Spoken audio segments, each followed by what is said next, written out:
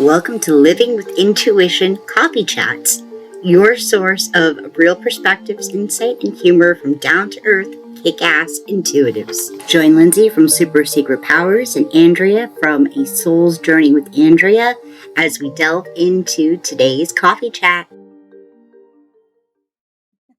Station. It's a station now. It's not a profile. Station. Oh my god. I love Dylan's head. Station. All right, yes, I see us. Whoa. Turn the volume down. All right, now I'm set. Right. I can see the comments and yeah, I can hear everything. Yeah, no, we are like, woo, not on topic today. No. We spent an hour chatting about everything but what we're doing today. Invade. You know, her Garby and my Sheldon here at the house house sitting at, we're like meowing at each other through the camera. And then the dogs were like, where's Andrea? Andrea, she's in the computer. Oh boy. Oh boy. And they're all excited. And that just like threw us off completely. So we talked about everything in the book. Well, because I've been here since Friday, so I haven't really like chatted with you like we normally would every day if I'm at your house. So Yep. So it's been a week. I mean, it doesn't feel like a week. I don't know what it feels like. There's certainly a lot of like time hopping and skipping going on this week, I think. I think so too. It's been crazy. Yeah. But we are now like really gearing up for the big shift where Pluto goes into Aquarius on the 20th. So that is 3 days away. I mean, I think we've been we've been nudging into position over this for a while now, but I think it's like now, like it's big pushes. I feel it. Big pushes. Yeah.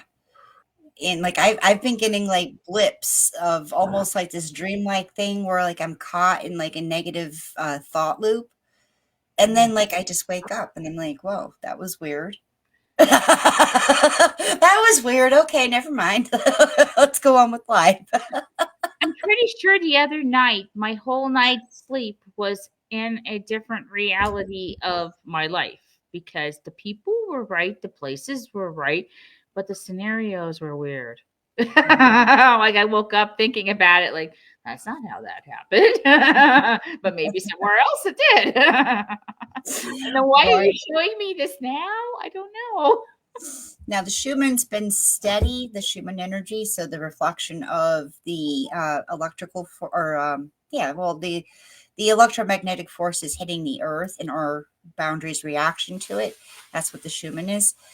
But it's been holding steady for a couple days now, but like Monday, it was like massive. It was like unrooting, I think, in a sense, unrooting us from reality, from old thought patterns, from right. So Yeah, it's like I'm like, and that's probably what that was. I mean, stuff like that happening because I just feel like a lot of things were just like naturally deleted from my mind lately. Like those cosmic surgeries they talk about, like where you get things that you don't need anymore just pulled out of you. Because it's like you wake up and you're like, you have this like residue, like only like I know I should remember something about that. You ever do that? It's like lately it's been really a lot. Like it's there, but it's not. What is that? Like, like that. yeah. Uh-oh. Uh-oh. I saw a paw. Well, we'll see how evil she gets this time. And we're live, so I can't just make a blooper reel. So I have to like edit and release the blooper reel from doing Magic Bringers Rising this past week. If you saw the cat when I was doing the promo for the Crown and Empath, you saw her acting up. But I have like a whole 10-minute video that I'm gonna pull like just a few clips out of her like actually literally biting me and like sitting on top of my head. I was like, dude, stop touching me. But anyway, today we are here to talk about balancing your empathic abilities. Hey, there we go. So we've been having some really good discussions on my profile about, what it means to be an empath to, my audience, and, really how people are working with it and balancing it. And I mean, I wrote this big whole long thing today to somebody over DM. So it was just like, if one person's asking, then, it's probably on the mind of a lot more people than that. So first of all, a caveat in some of my marketing, I've been saying that, like, well, turn it off. And I did not mean turn it off 24/7, because I don't really believe you could or should do that. That was really just in the context of like you coming home at night, or you being at home and being able to have a time and space to recharge. So, taking your I'm off duty hours for the public, for even your close loved ones, so you can just have that quality time for yourself.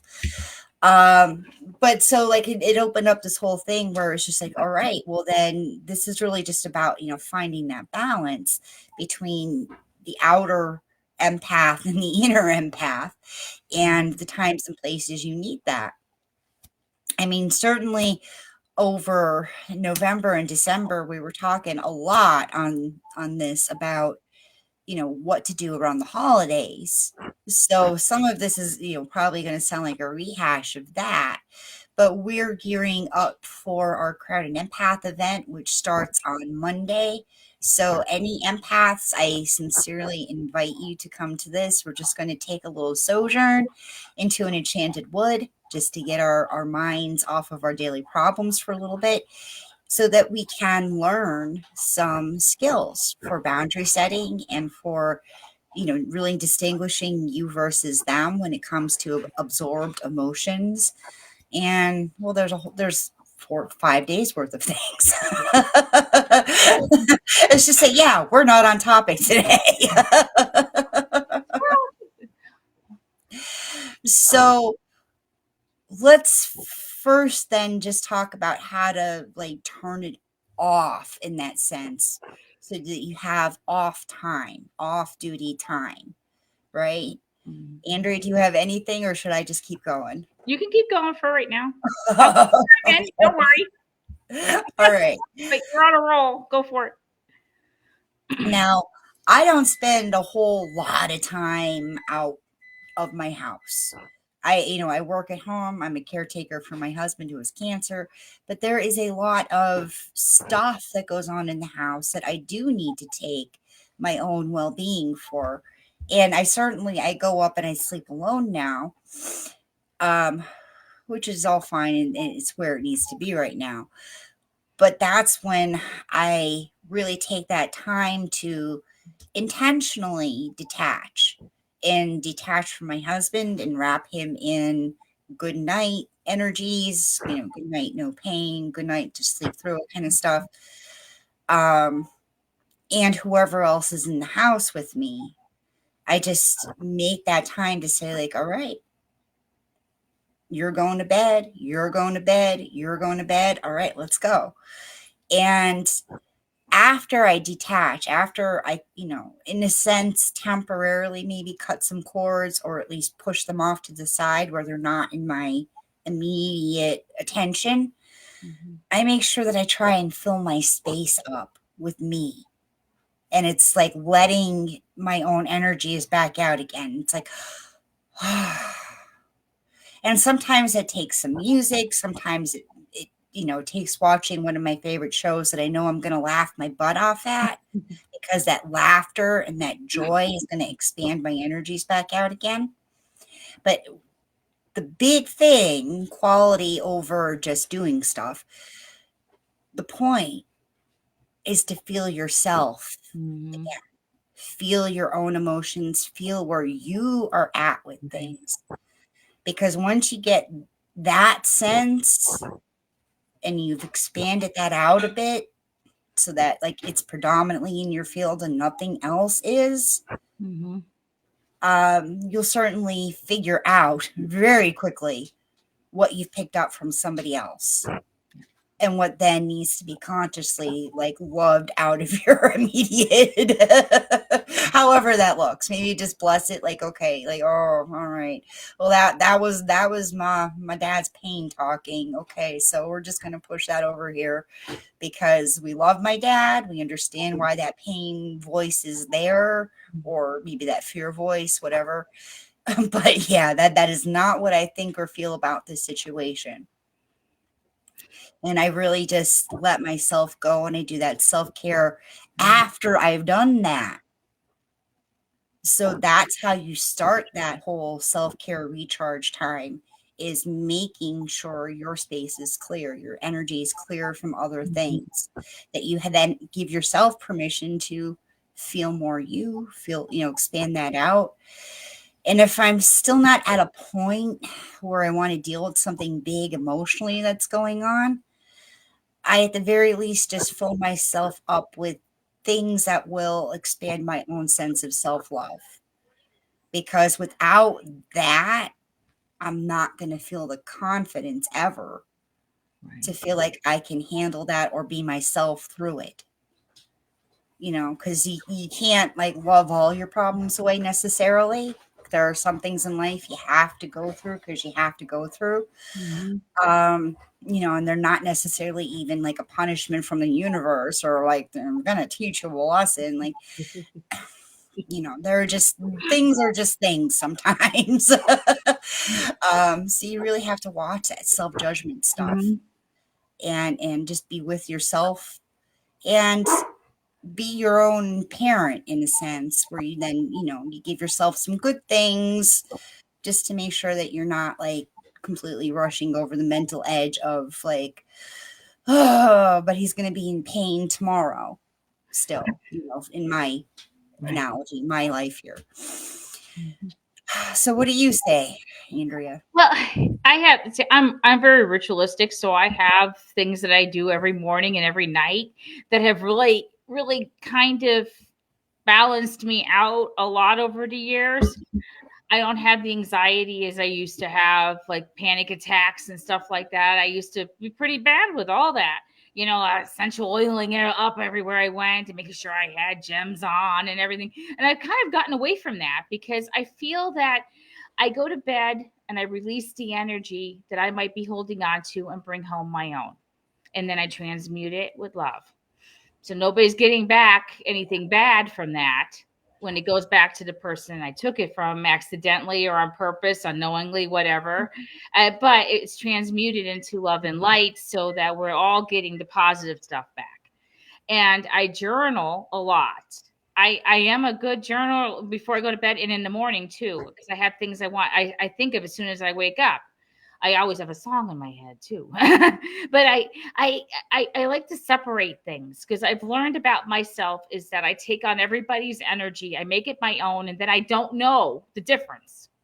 So I separate it. Now, I feel this way about the situation. Now, what do you how do you think they're feeling? And which part of that is really yours and which part of that is really them? And where do you have things in common? And that's probably what's bringing that together for you. And I kind of have that little talk with myself and write it down and talk it out. I'm like, oh, that was a reflection of that thing that happened to me. Okay, that's mine. But oh, yes, okay, that's their wounded energy there. And I know them. And if I do know them, it helps because then I'm like, okay, I remember this happening to them. That's probably bringing that in for them. And maybe we're doing this to each other, back and forth, with that, the mirror effect, and, so I could kind of straighten things out. I mean, I try to even get it out of my system if I had road rage for some reason, if I didn't like a teller at the bank or whatever. It's like, why are you repeating this in your head, Andrea, kind of moment? So I let that all go before I go to bed. And I try to say, okay, what are you putting expectations on that you shouldn't? Yes, And I sort excellent. that part. And because that's big for me too. Expectations. I had such high expectations and everything. I felt like I was a failure at everything. And everybody was failing me. And it was just like a big mess. But now I can sort that all out. So all that gets done before I go to bed. And then there's stuff that, you can't control. And I put it in a box out in the hall. And I asked the universe for help to help find new solutions, possibilities, all that, new opportunities, whatever, to fix those problems. But I'm going to sleep well tonight and leave that be. And in the morning, I can bring that box back in and go over it with the universe. And that's sometimes what happens in the morning stuff, because I write about what they did to help me while I was, and what we came up with and what the download of the morning is. And then I focus on that for the day and how I have new options. So I'm not always that big worry word that my boat's always sinking person, biting my nails and always worrying about everything falling apart, which it never did. I remind myself of that too. You've survived so much in life. You can survive this. And that is all my empathic stuff that I never had control over when I was younger. And that's why I was like that. But now I found my way to deal with it in a positive way that helps me sleep better. It helps me not worry as much, be more confident, be more trusting and more allowing, and everything. Just like, I don't need all the essential oils on. I don't need all that kind of stuff anymore. I can go out in public in crowded places. Sometimes, I might take a couple deep breaths. I have a couple affirmations I might use here and there. Music is great too, but I don't need that stuff as much as I used to. Right. I find that my morning and night routine, and if something's happening in my life that just erupts, there might be a lunchtime journal entry too, because I like to take care of it as soon as possible so that I'm not in all those scenarios. Go down the wormhole and you never come back. And I've wasted the day thinking about shit I can't change, like why, and I've learned that about myself. And I actually say that to myself. Why, Andrea? Why are you doing this? Stop. Go write it. Go now. Like, I'm much better for it. I feel much freer. I freed myself from my own cages in life because it's not the curse anymore. It's truly a gift. Oh, and I'm all tingly. It's truly a gift because I understand myself more, so I understand the world around me better. And I feel like my comprehension, my ability to shift with everything else now too. And I don't stay stuck while everything else changes and stuff like that anymore, because I could go with the flow better. And, it's just. But now we're kind of diving into how do we deal with things that just aren't in our bubble when we're in our recharge mode. So when we're a little bit more public. And I'm going to lose what I wanted to say here because, it was something that you were saying. But I wanted to acknowledge certainly the stuff that you were saying about, like, now I don't need all the essential oils and now I don't need all the little routines and rituals. Right. Because you're actually working with the root cause. You're working with, intention for actually, what you're doing. And yeah, you're learning how to work with your own energy and your own abilities. Right. Because when I was going through my anxiety phase back in my 30s, I had all these little things that I like, almost like it wasn't like obsessive compulsive, but it seemed like it to somebody who didn't have all those things to begin with. But now it was just like, all right, when I'm leaving the house and I'm getting in the car to go to those pickups, did I eat something? Do I have something to drink? Do I, because I didn't know what was wrong with me and with my body and what was causing the anxiety. It ended up being two different things. Gallbladder issues and then anxiety. And then anxiety about gallbladder issues because I didn't know what was gallbladder. I thought, I was going into like low sugar states. I thought like all these things.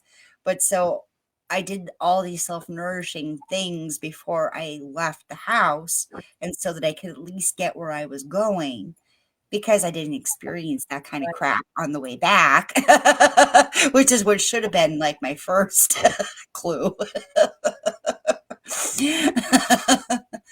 um, but yeah, once I started moving with this, with the real recognition that I have to live in the present moment, and that that is where my power is, and I can't, I can't sit there Mhm. focusing on things like what happens if when I get there he does this, that, the other thing, or Right. it's just like I have to detach Right. from the result. I have to take that expectation out of my thing and just put the expectation on, well, I'll just take my daughter and leave one way or the other. like it's not about me. And I had to make sure that I was keeping it not about me.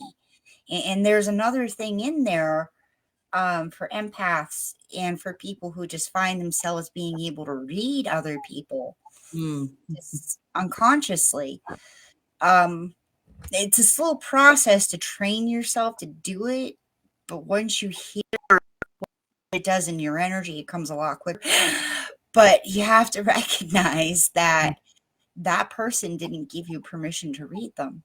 Right. So, in a very big and real way, that is none of your business. It Exactly. is none of your business until they make it your business. Mhm.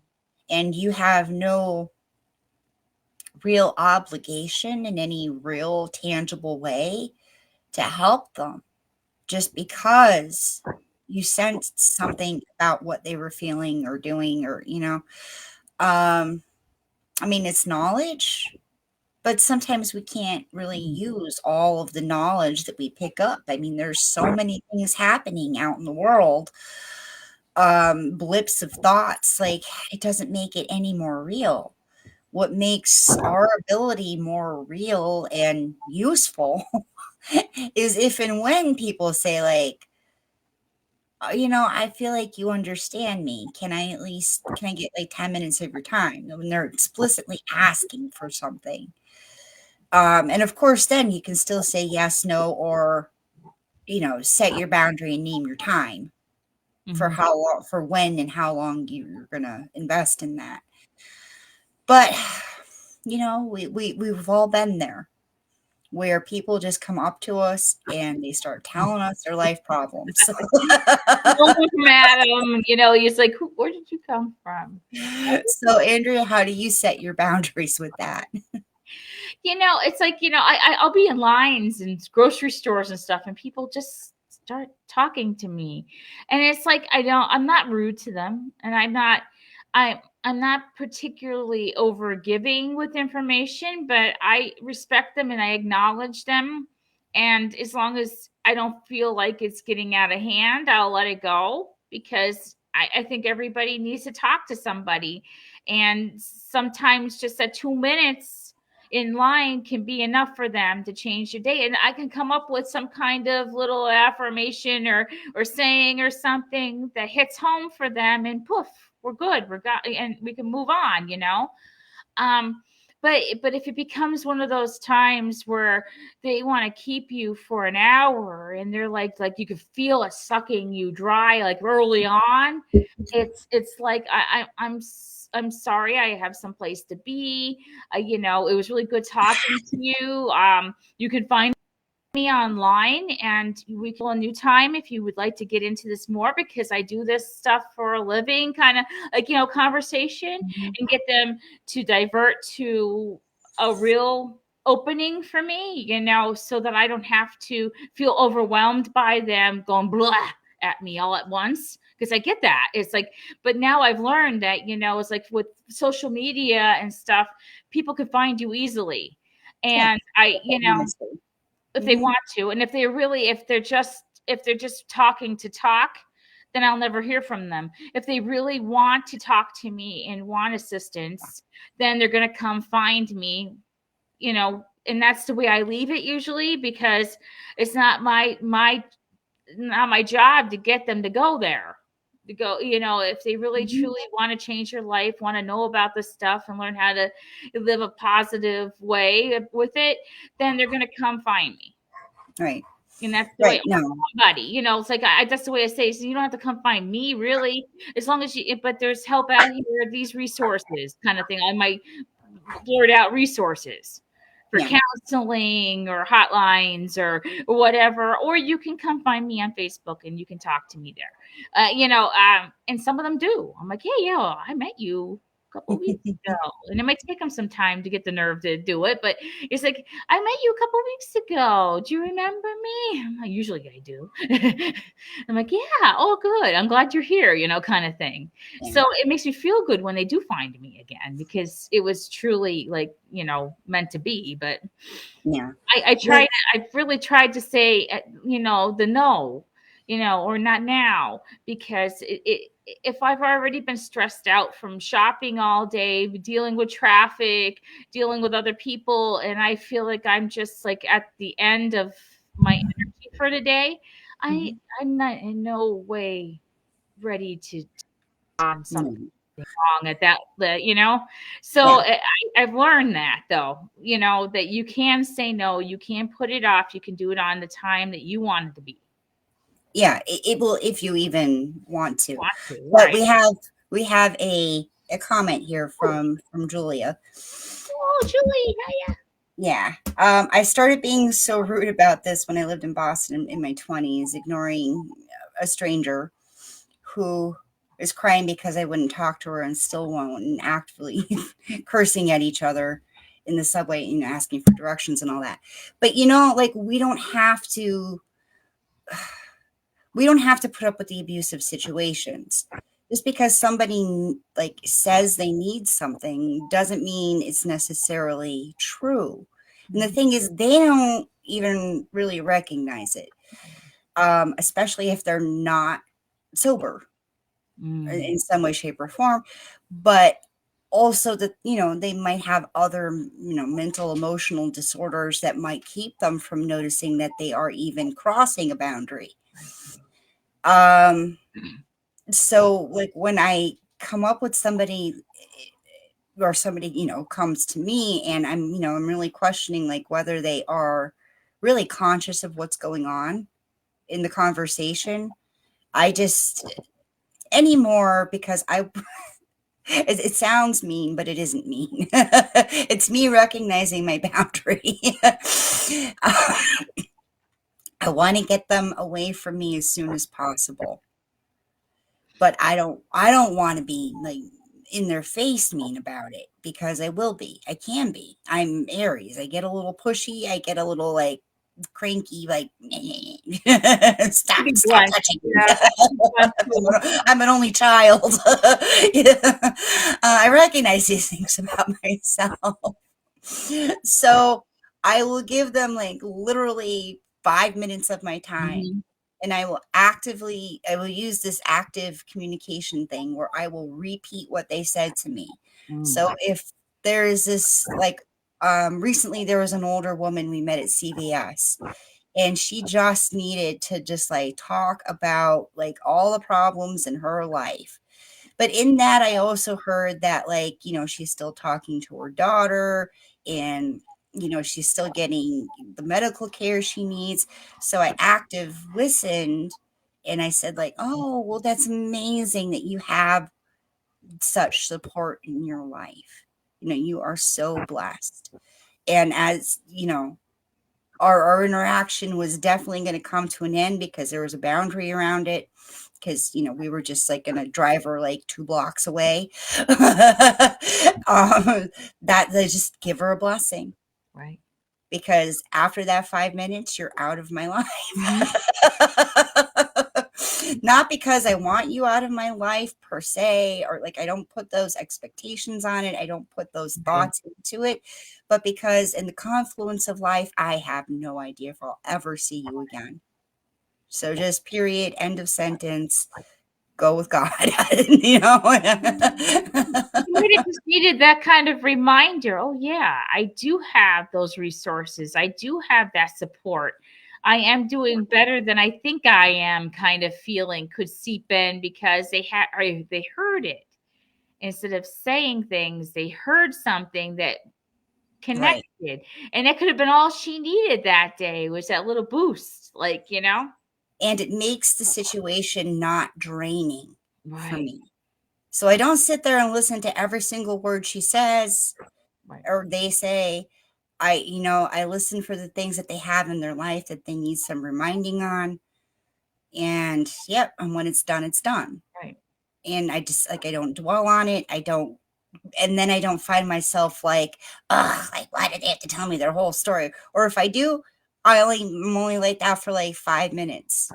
And then once I express that and that frustration with a person who doesn't know their own boundaries, right, that's it. Because like I said, I'm in the confluence of life. I may never see them again, but maybe my words would make a difference. right. Um, but just in a very boundaried and structured way. And you can kind of practice that because a lot of their stories are very similar. Mhm. A lot of our stories are very similar, because what hurts, hurts. It doesn't matter. What hurts, hurts. Um, right. But you don't have to give yourself away.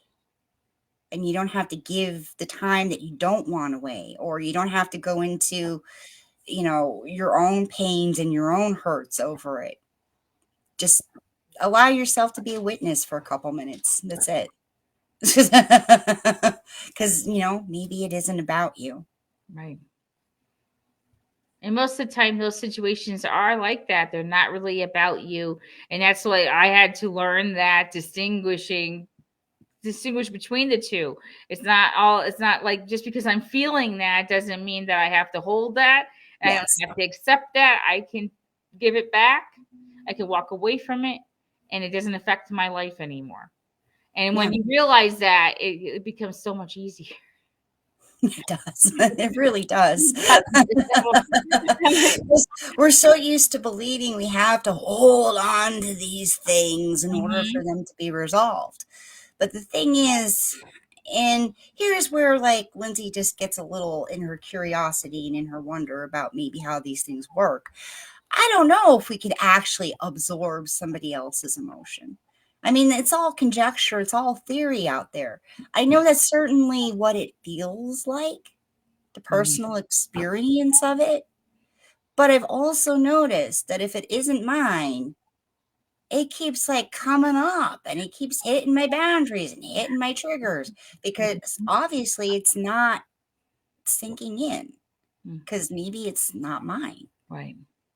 Yeah. So, all those things that, maybe they aren't yours. Maybe it's something that you're trying to process for somebody else Mhm. and you can't because it doesn't belong in your system That's because the it's not thing. authentic to you. I did during my marriage. My ex-husband, I did that all the time. And I put it all on me. And it's like, hey, why are you putting all that pressure of two people on you like that? He's not your responsibility. You live with him, you're married to him, but he's not your Yeah. responsibility. You can't You live his know? life for him. Right. And it wasn't until I was out of the situation that I realized it, because I was able to shake loose all that stuff that wasn't mine and realize who I really was and what was mine and what I Mhm. wanted to hold on to. Yeah. Sometimes you don't know until especially when you're around people all the time. Like if you have a coworker, I did that with coworkers too, and I learned how to turn it around to make it something better just by that listening. Like, okay, they're having trouble at home, so this isn't like their daughter or something's having trouble, or their husband's unemployed or whatever his story is, and now this is why she's coming to work a little like to me mean and like I'm taking it all personal because I want everybody to like me, kind of thing. And I'm Yeah. like, Well, but it's then maybe she feels like she doesn't have anything left to give. not right. Period. Then End when of sentence. I would She's find just defending her own boundaries I would in find a something we had in defensive way. common with each other. first and start talking about those kind of things to loosen it up. And then when I felt that coming in, I would say something that was the opposite of the way I knew her life was going, like, like to turn that kind of thing around into something better. And she was like, oh, you get me. Oh. And then its relationship got better. I made like great friends at work because I was able to connect with them that way. And not just say, oh God, I can't stand going to work with that person. No, okay, Andrew, what are you going to do about it? And that's how I handled it. I started just switching, listening, feeling them out, and then bringing it back home to them so they knew I understood them, I respected them, and that I was there to be like a support to them. And that we can have fun together and we can like shake all that loose for a while. And, and it worked so Right. many times. It's just Empathic leadership is something we need to really lean into, I think, as a society. It's not it's not Republicans versus Democrats or third parties. It's really us being together, and I think we're really going to lean into that more as this Pluto and Aquarius situation really begins to develop. But yeah. All right. So if you like this talk, if you found any of this valuable, if you're now like a little bit more excited or curious about how your empathic abilities can really like help you and how you can balance them so that it feels like a nurturing thing and not like a draining thing, then please join Crown and Empath. And when you join, you're going to get a free 30-minute video about empathic boundaries. And we're going to, really dive deep into some skills so that when you leave Crown and Empath, you leave with something that you can continue to do and continue to practice to just improve your energy situation, improve your own boundaries, and improve how, you think about your relationship to your empathy. So please join. There's this. So we'll leave that up there for a minute. We'll put it in the comments too. Yes, we'll also put it in the comments. So there's a direct link because I don't really understand how the Q and I don't understand how this system presents the link. I don't know if you the phone. It works from them. So we're giving that a minute so people can, maybe pause the video if they need to, look at stuff. But Andrea also has a thing coming up for people who are looking to feel like themselves again and feel liberated to be them again. And let's show that. There we go. The experience I have from going through a divorce has been very freeing. That liberation from things that we thought we were trapped in, those boundaries, the inner child stuff. We're going to get down into those juicy topics and I'm going to be liberated from him. Yeah. and like, she does want to say that it doesn't mean liberated from him and only him. It could be liberated from them. It doesn't matter. Exactly. But we are talking about though partners or friendships or things like that. Definite relationships. Definitely. Yes. So any kind of breakup, whether it's divorce or whatever. Yeah. So feel free to join the Liberated from Him. That's for Valentine's Day week. The 7th through the 14th. Yes, and it's all about self-love. You're going to get little self-love notes that you can work on as tasks and really make it about, you loving who you are with or without anybody else. Because honestly, that's what this is all about. That is the inner game, people. All right. So we hope to see you in the Crown and Empath. The event starts on Monday. We will be doing a kickoff video Sunday, and the group opens on Friday just to, start getting to know each other. So there is still time, but there's not much time. So get in on that. And don't forget about Liberated from Him as well. All right. Blessings, everybody. I'll see you Friday for my coffee with Andrea in Norwich, New York. Ooh. Interesting. Never been there. All right. Love y'all. Love you. Good night.